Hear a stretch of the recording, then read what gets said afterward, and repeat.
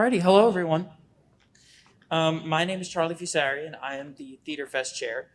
And I want to welcome you all to session 2 of night 1 of round 1 of TheatreFest. Let's get a round of applause, huh? Sure. We have some wonderful shows for you tonight. What you guys are going to see are what we call readers' theater.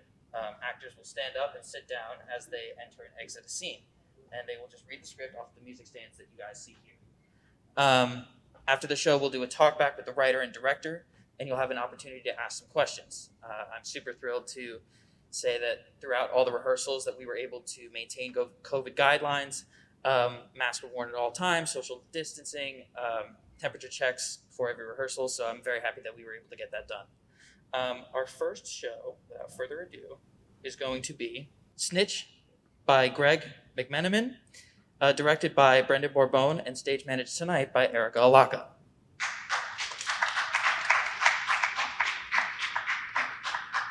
Scene 1, Jesse's house, night. Marcus is on the floor, and Jesse is standing over him with a gun pointed at him. Marcus is telling Jesse to pull the trigger. Fucking do it, Jesse! Just fucking do it!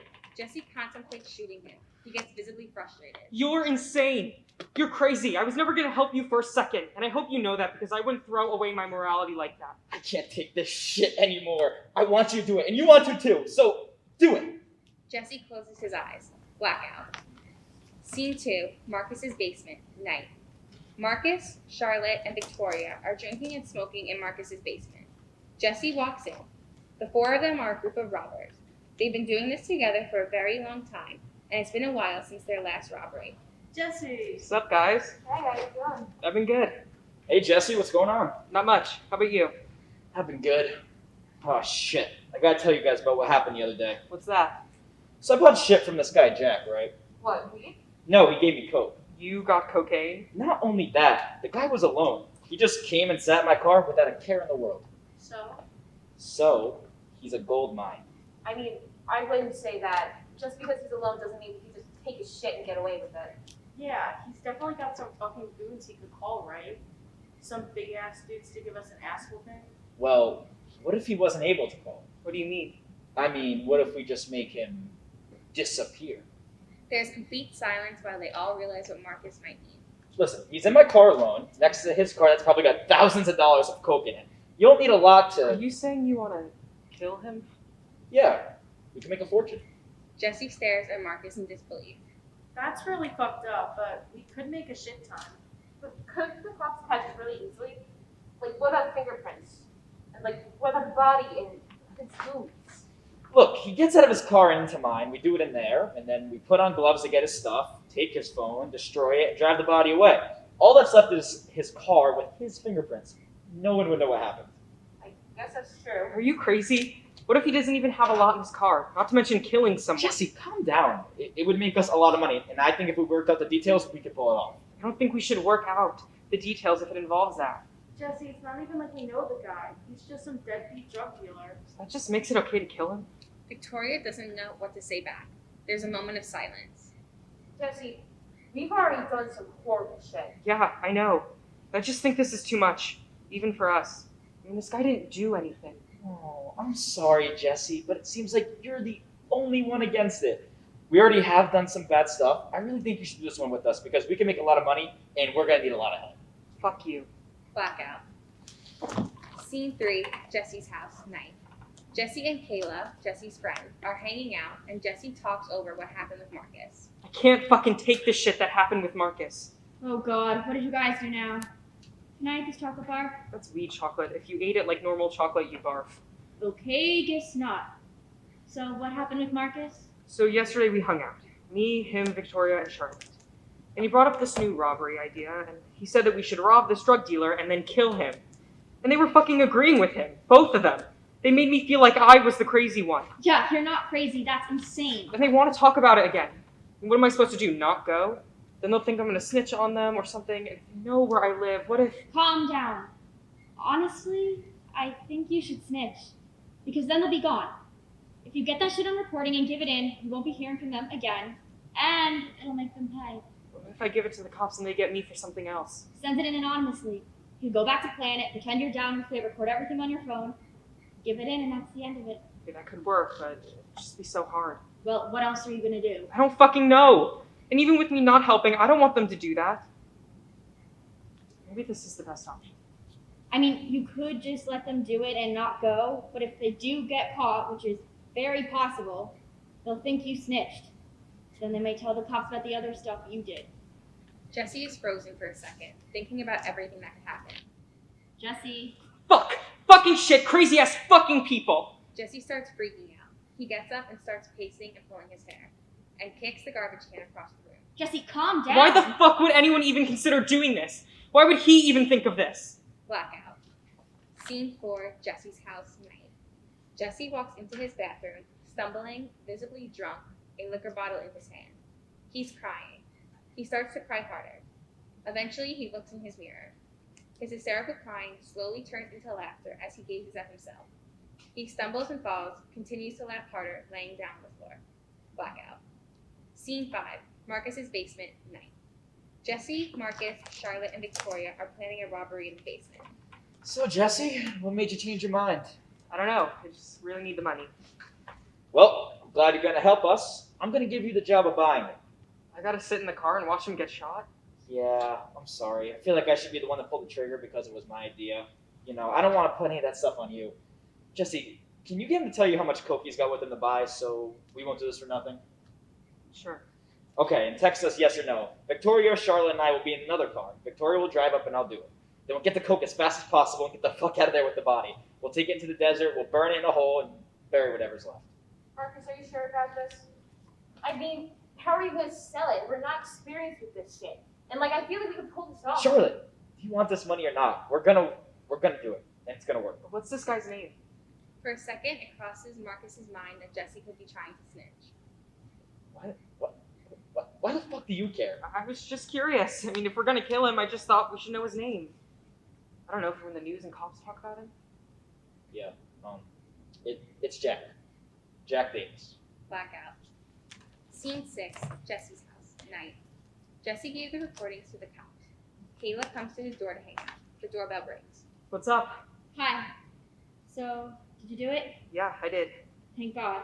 So, how'd it go? It was terrifying. I went in there with my phone recording the whole time, and I was so scared that they were gonna see it or notice because who knows what would happen next. Yeah, God forbid. They were definitely confused that I had changed my mind. Also, I felt like I had to get them to say his name so when I give it to the cops, they would know for sure. So I asked, and Marcus got real suspicious, and I thought I was done for. Did he say it though? Well, he was like, "Why the fuck do you want to know?" And I said, "So when the news talk about him, I'll know." Oh, good excuse. Yeah. So do you think they'll get arrested?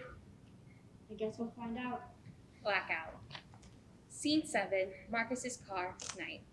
Marcus is driving his car alone, dancing and singing along to More Than a Woman by the Bee Gees.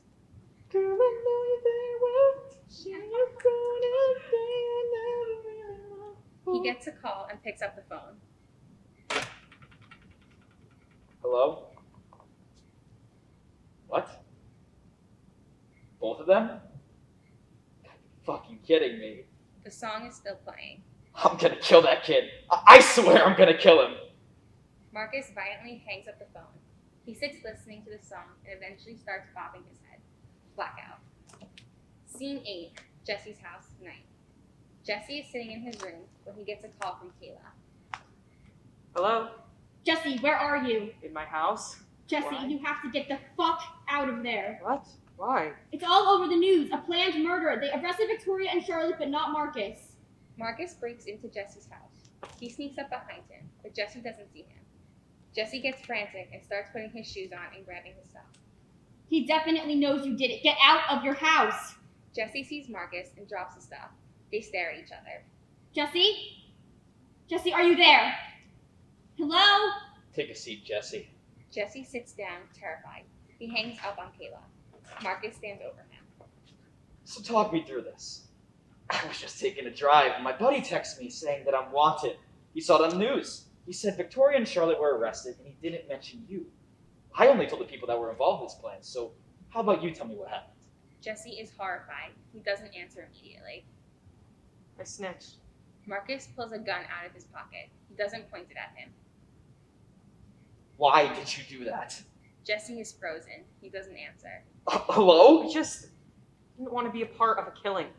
Marcus pauses. He takes the chocolate bar off of Jesse's desk. You didn't want to be part of a killing. He starts eating the chocolate bar. So why did you just not do it then? Why did you have to pretend and then... What, did you record us? Yeah. Sounds to me like you were not the only one who didn't want to do it. You want to make us pay for trying, is that true? I guess. Well, you got what you wanted. If they catch me, do you know what I'll be facing? Marcus puts the gun up to Jesse's head.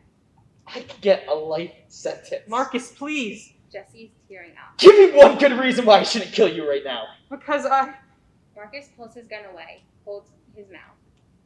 He goes and throws up in Jesse's garbage. Jesse gets up and grabs his arm with the gun. He strangles it out of him. Jesse stands up. that was inedible. Are you fucking kidding me? Marcus lunges at Jesse and tries to get the gun, but Jesse throws him back on the ground. He points the gun at him.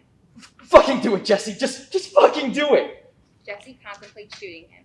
He gets visibly frustrated. You're insane. You're crazy. I was never going to do that for a second, and I hope you know that, because I wouldn't throw away my morality like that. I can't take this shit anymore. I want you to do it, and you want to do it too, so just do it. Jesse realizes he can't and puts the gun down. He picks up the phone and calls 911. What are you doing? Stay right there. Jesse, no. Don't turn me in. Just fucking kill Hello? me. Yes, Marcus Miller is in my house. Jesse, please. He pulled a gun on me, and I disarmed him. Marcus throws up in the garbage can again. Blackout. End of show.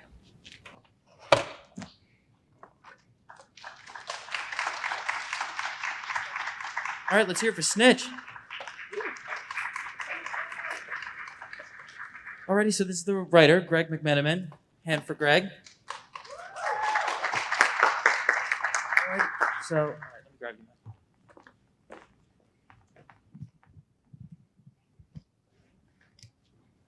Alrighty, so does anyone in the audience have any questions for Greg, comments, concerns, any feedback at all?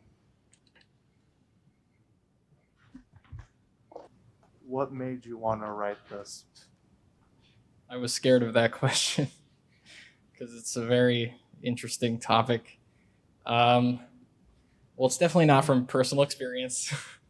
I don't know. It kind of just came to me.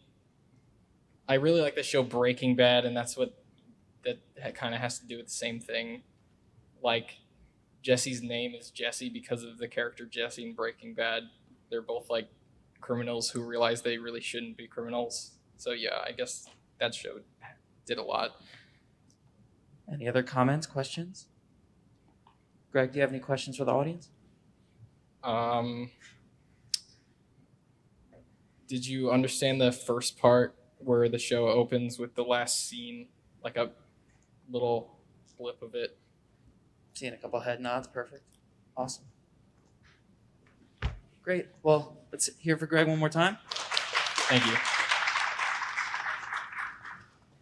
Alrighty, so up next we have Worth the Wait. Worth the Wait was written by Stephanie Patella, stage managed by Eric Alaka again, and directed by Geraldine Jones. Worth the Wait.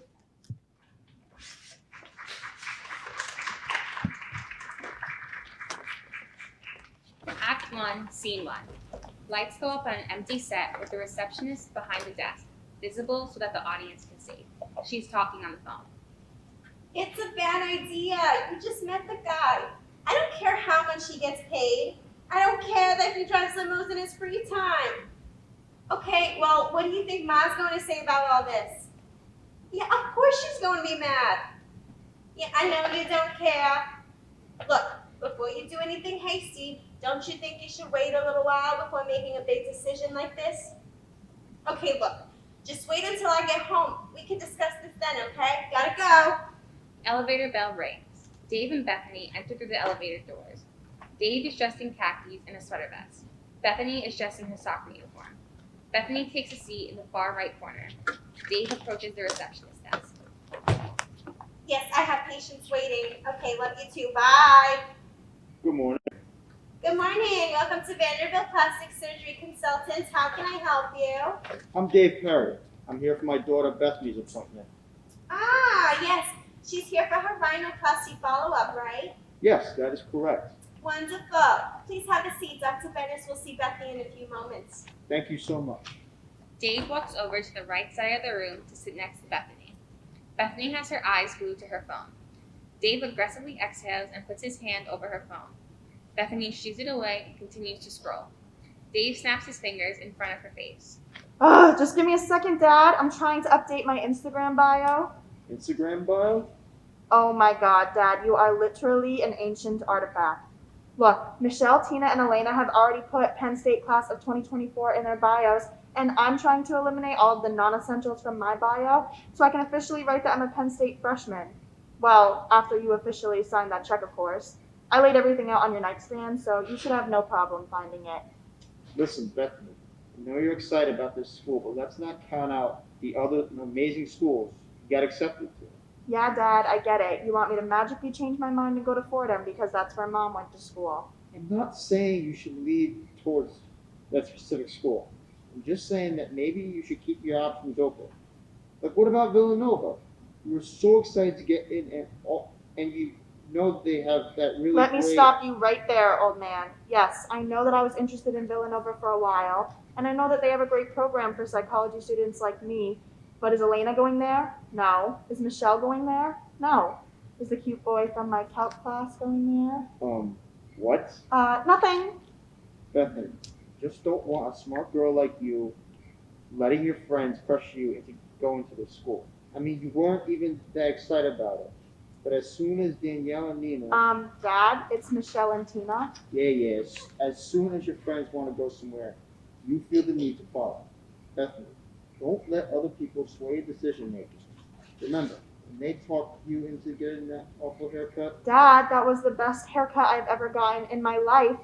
Honey, you cried for 2 whole months when you had that hairstyle. Yes, but as soon as my hair grew out, it never looked better. Bethany, I'm trying to make a point here. Dad, you can lecture all you want, but I'm going to Penn State next fall. No one can stop me. Elevator bell rings again and the door opens. Out walks Joshua and Vivian. Vivian is wearing a shawl around her neck, covering her face as well as sunglasses. Joshua is dressed in jeans, a collared shirt, and tie. He motions to a seat on the left side of the room, indicating Vivian to take a seat. Joshua walks over to the receptionist's desk. Good morning. How may I assist you? Hi, I'm Joshua. This appointment's for my sister, Vivian Rubino. That's R-U-B-I... Yep, I found it. Dr. Richards will see you shortly. Thanks so much. Wait, you look so familiar. Do I know you from somewhere? Well, I'm not from around here. To be honest, I'm not a huge New York City fan. Too fast-paced for me. I live in Philadelphia, where I teach at Villanova. Oh. Well, what do you teach there? I'm a psychology professor. Dave immediately looks up and nudges Bethany, but she pays no attention. That's really cool.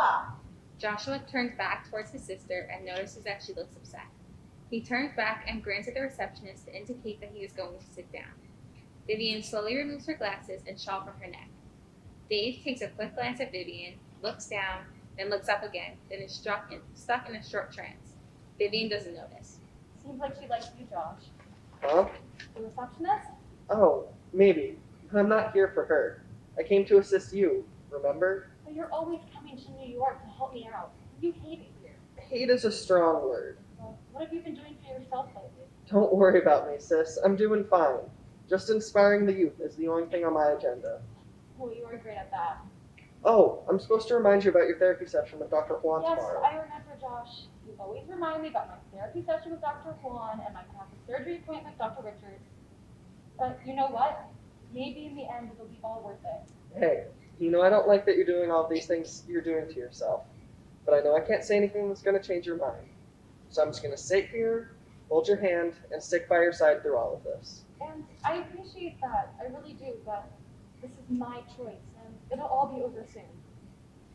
Thank you, Josh. Joshua looks up and smiles at her. Mr. Perry, I'm afraid Dr. Bennett is running a little late. Just sit tight and he should hopefully be back in no time. Oh, okay, thank you. Really? I'm supposed to go over to Michelle's house to plan our joint committed Penn State students party. Now I'm gonna be late. This is so unfair. Beth, just chill. I'm sure it won't take that long. Dad, you don't understand. If I don't arrive on time, she won't talk to me for a week. Bethany. Dad! Hey, Viv, would you mind picking up that magazine over there? I think they finally published my feature about my study abroad program in Austria. There's even a picture of me and the students. It's really cool. That's great, Josh. Sure, I'll go get it. Bethany, you get your head out of that phone. You have been in it. I've been on it since the car ride from soccer practice. Go read something. But Dad, I just have to text this one Bethany, person. please. Fine! Bethany and Vivian both rise from their seats and walk downstage towards the magazine rack. They reach for the same magazine. Oh, I'm sorry, ma'am. You can take this one. Oh, thank you, young lady. It's just that there's an article about my brother this issue. It finally got published. Wow, that's really cool. Is he a writer? Actually, I'm a psychology professor. Wow, that is really cool. I'm a senior in high school, and I actually just finalized my college choice. That's awesome. What are you planning to study? I want to study psych. Well, I'm sure there's a lot that Josh could teach you. Yeah, I'd be happy to help.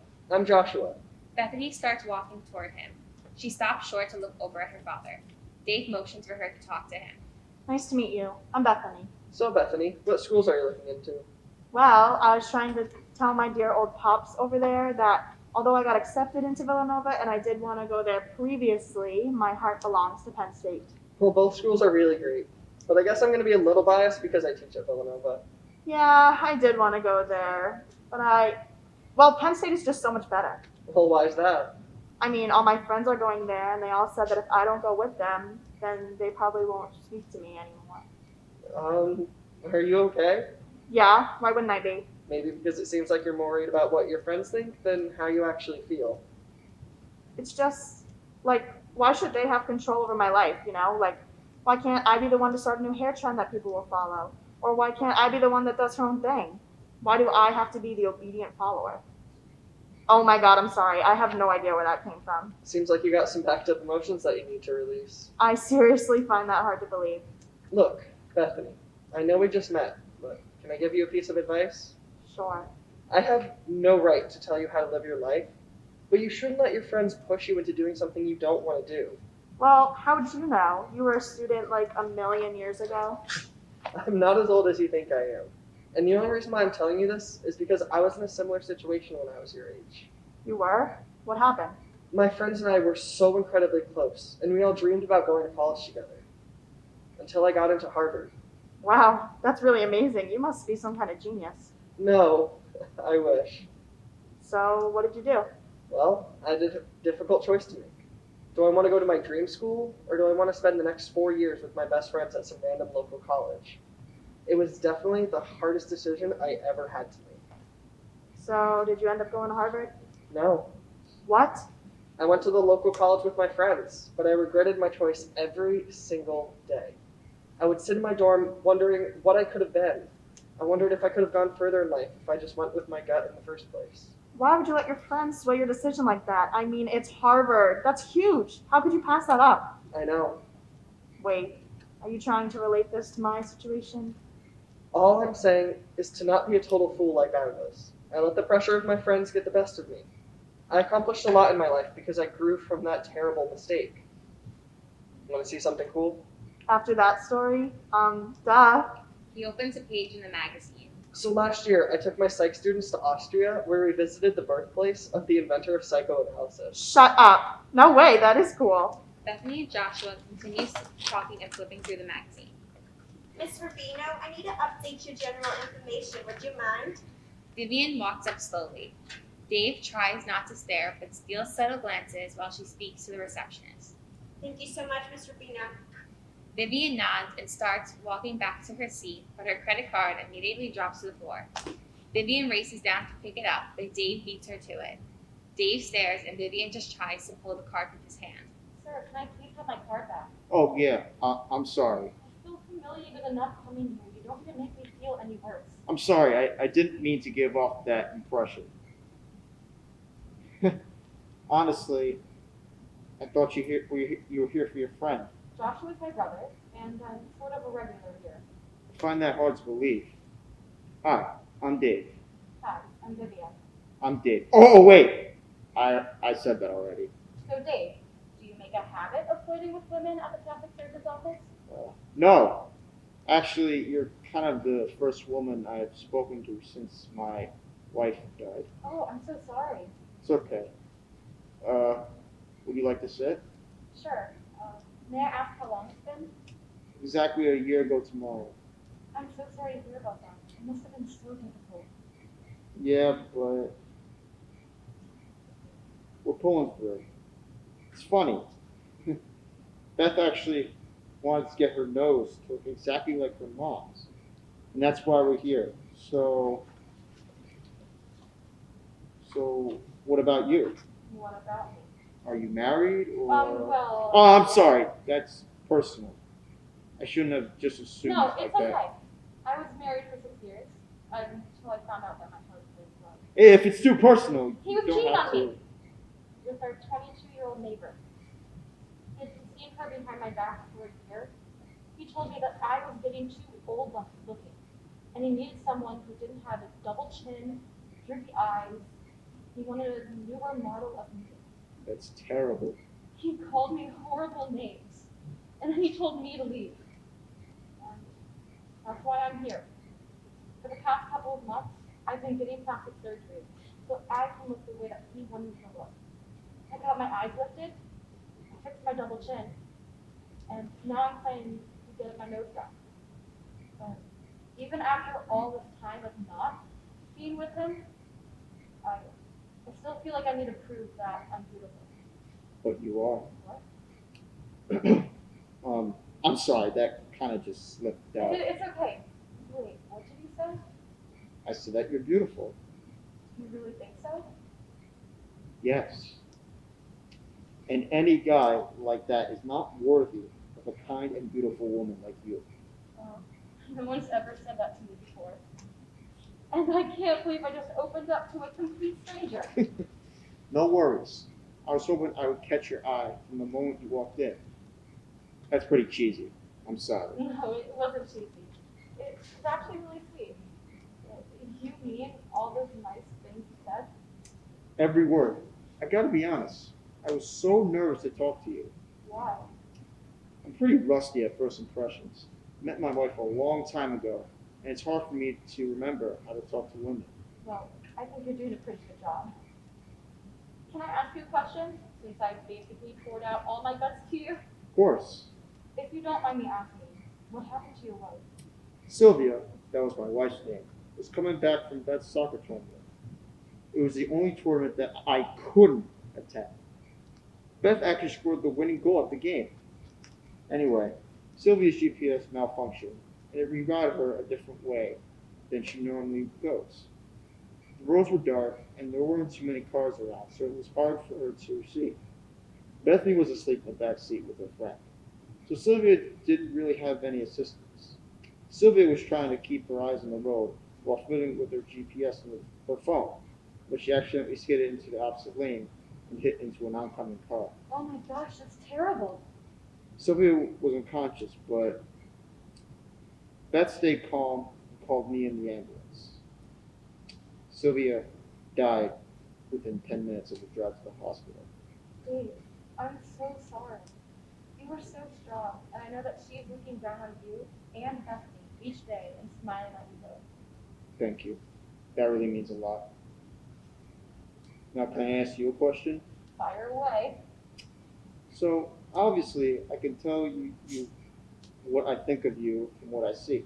But when was the last time you looked in the mirror and saw your own inner beauty? She is silent and looks away. Vivian? Yeah. When? Miss Becky Perry, Dr. Bennett is ready for you now. I think that means you too, Dad. Dave reluctantly gets up and walks towards Bethany, still looking back at Vivian. Thanks so much for everything, Joshua. Of course, Bethany, and I hope you make the right choice. Don't worry, I will. Bethany and Dave walk into the exam room. Joshua and Vivian watch them walk away. Vivian walks back over to the left side of the room and sits next to Joshua. So, was that girl giving you trouble? No, actually, she's a good kid. Smart. I know she'll make the right choice. So are your flirting skills just as good as they were in the old days? Haha, very funny. But in all seriousness, I think that man might have changed my life. Blackout on stage. Lights up on the stage of an empty waiting room. All that is visible is the receptionist behind the desk. Clock reads 1:12 p.m. Dave and Bethany enter smiling from the exam room. and walk out towards the receptionist desk. Hello again, Mr. Perry and Bethany. I trust the checkup went well. Would you like to schedule a follow-up appointment? Dr. Bennett says you are due for another in a few months. Is that correct? Bethany and Dave pay no attention to the receptionist's voice. They both gaze around the room with puzzled looks on their faces. Hi, where did those two people go? Who? The brother and sister that were speaking with us before, Vivian. And Joshua? Ah, yes. Miss Rubino actually canceled her appointment as soon as you went into the exam room with Dr. Bennis. So, they're gone? Yes. But the woman told me to give you this piece of paper before you left. What is this? I'm not sure. She just said to give it to you. Dave takes a piece of paper from her hand and unfolds it. He smiles and looks over at Bethany, who also smiles. So, August 12th for her follow-up? Sounds good. Bethany and Dave both wave goodbye to the receptionist. They start walking towards the elevator. Well, I guess you better get home soon so I can sign those Penn State papers. Dad, maybe we should hold off for a little while. Why's that? Because I might have another place in mind. Who knew it would take a complete stranger to change your mind? Josh didn't change my mind. He just helped open my eyes to all my options. Well, I saw you talking with his sister, so care to explain that? Are you angry? Not at all. Actually, this is the first time I've seen you smile so big since Mom died. They both look at each other, smiling. The elevator door opens. So, I guess you better tell Michelle to postpone your college commitment party.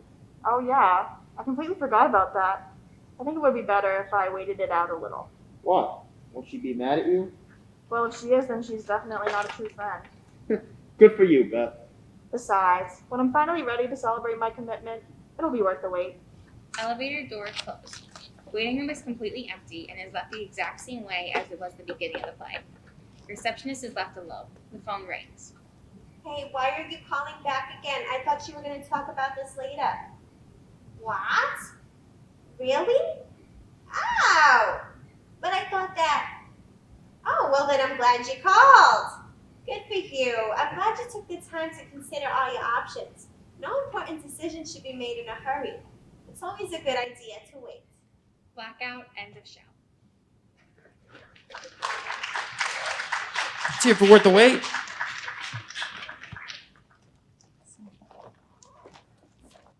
So we have the writer, Stephanie Patella, and director, Geraldine Jones here. Does anybody have any questions, comments, concerns about Worth the Wait?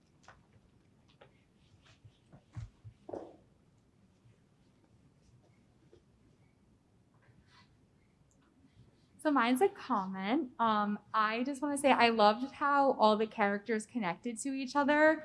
And it's just like, I wasn't expecting that. And I loved it. And I love how like at the end too, like the message and everything. So I think you did a great job like with the character development, the character relationships, and the overall plot. So great job. Thank you. Anybody else? Any questions that you guys have for the audience?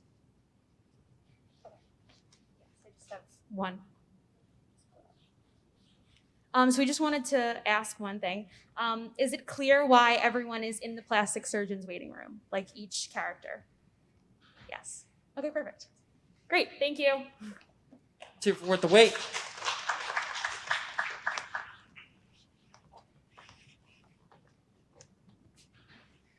Alrighty, so up next we have Zombie Brownies, written by Ezra Mooney, directed by Christopher Devlin, and stage managed by Emma Trimmings.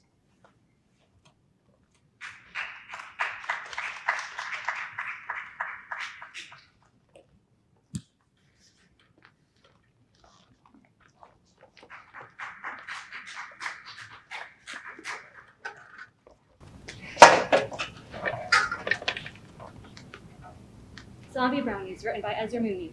The play opens with two siblings in front of a kitchen. There is a kitchen counter in front of them and baking supplies all over. Both kids have aprons on and are breaking eggs and measuring flour. The older one starts talking through the fourth wall while the younger one just keeps baking. It had been weeks since me and my sibling had good brownies, and it was driving us crazy. The sibling reaches over and grabs something from the narrator. Every month, my sibling and I would make brownies for the whole family. At this point, the narrator would be holding up a bowl of brownie mix and start mixing it with a flat rubber spatula. Really? That's your choice of weapon? Yeah, what of it? Nothing. It's just normal people use a whisk. Oh, really? Would normal people do this? The narrator proceeds to throw some sort of powder at the sibling. Then the siblings proceed to fight, throwing things at each other, using utensils to hit each other. Come on, kids, don't fight. The sibling takes the bowl out of the narrator's hands. Yeah, my sibling and I didn't really get along well, and that didn't change when...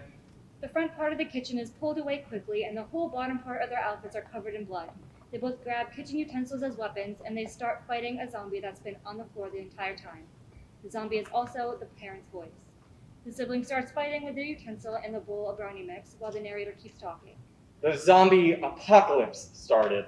The zombie grabs the sibling's leg, and they almost drop their bowl. Get over here and help me! You're in charge of the murder while I stir! The narrator runs over and starts attacking the zombie as well.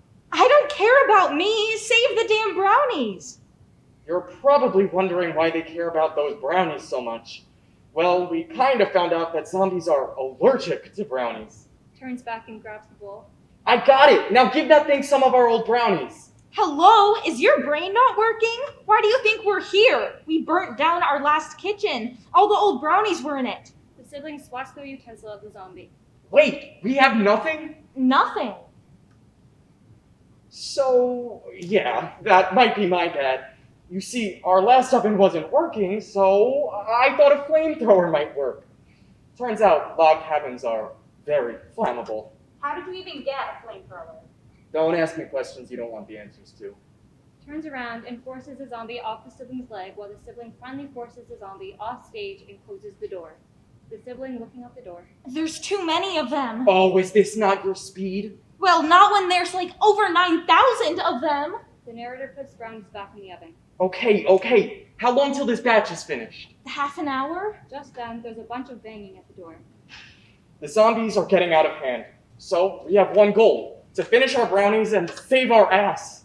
Right after they say this, epic music starts to play, and then both siblings look around awkwardly like there's a weird tension in the air. Cut the music, something's wrong. The only problem? We're siblings. What are they doing? This is where the sibling bonding should happen. It says here in the script.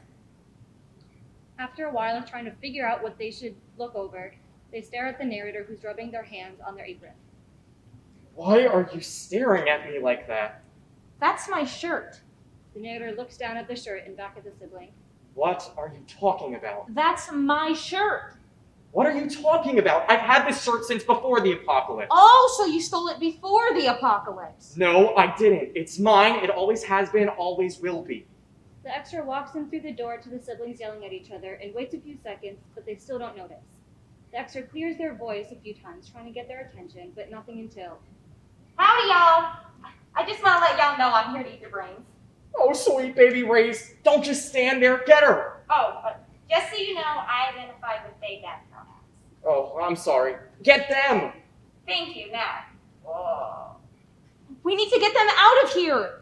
Oh, where? There are so many out there. Well, we can't do anything till the brownies are finished. Well, how long till they're finished? I don't know, but it should be any minute now. They're too strong. Watch out for the others. Ah!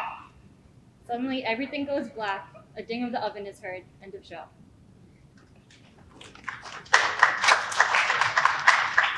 Let's hear it for Zombie Brownies. Alrighty, does anybody have any questions, comments, concerns about Zombie Brownies?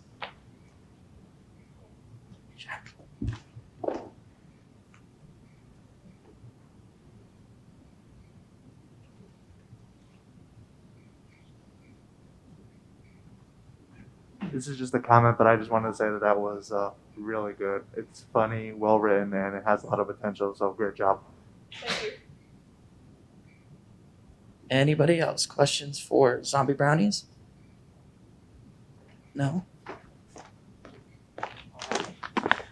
Ezra, do you have any questions for?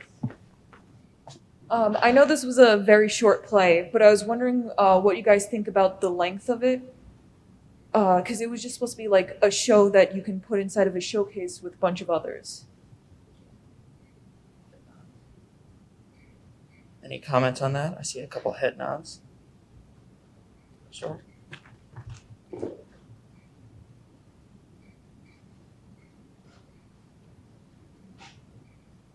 I think that if your intention was to keep it short so it could be in a showcase, then that was a really good length. But if maybe you wanted to make it just be like a standalone play, I think it could be a bit longer. But I think the length is fine for what you wanted it to be. Awesome. Alrighty, let's hear it for Ezra Moody one more time.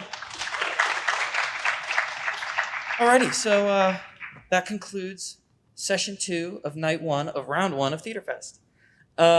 Thank you all for coming. Before you guys leave, make sure you guys are signing out in the Edgerton lobby with Geraldine, and we will see you again for round 2. Good night, everyone.